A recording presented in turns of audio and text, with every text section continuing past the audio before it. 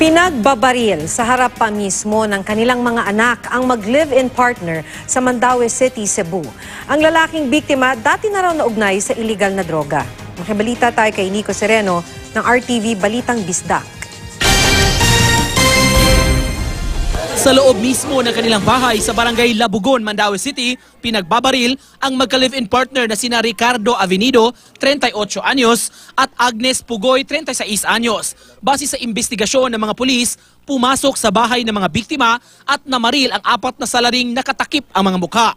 Pinagbabaril ang mag-live-in partner sa harap pa mismo ng kanilang mga anak. Giguroy pagawas ang katong lalaki, then wala ni-resist man, wala gyud mo puyog paguroy, then gitok mo siya pagkahayang gipawala na ng mga bala, gipusil siya.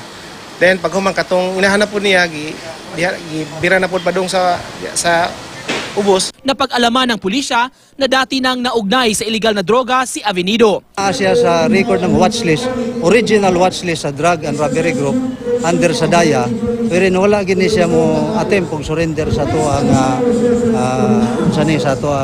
DEO or sa to ang sa MCPO. Murag dako ang iyang problema sa maong grupo kay gikadlawon siya og sud, then gipusil siya, gi-include pa gid ang iyang asawa.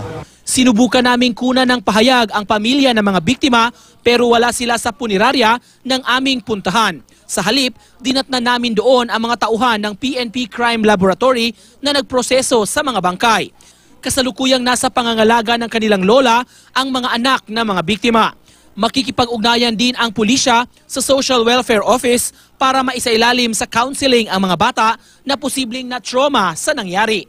Nakita gyud sila mo to nga makigalayon ko sa women's na to para makuha ng mga bata, kaya ako nakita ganyan na mga na-trauma pag ng mga bata. Nico Sereno, Nagbabalita, Pilipinas.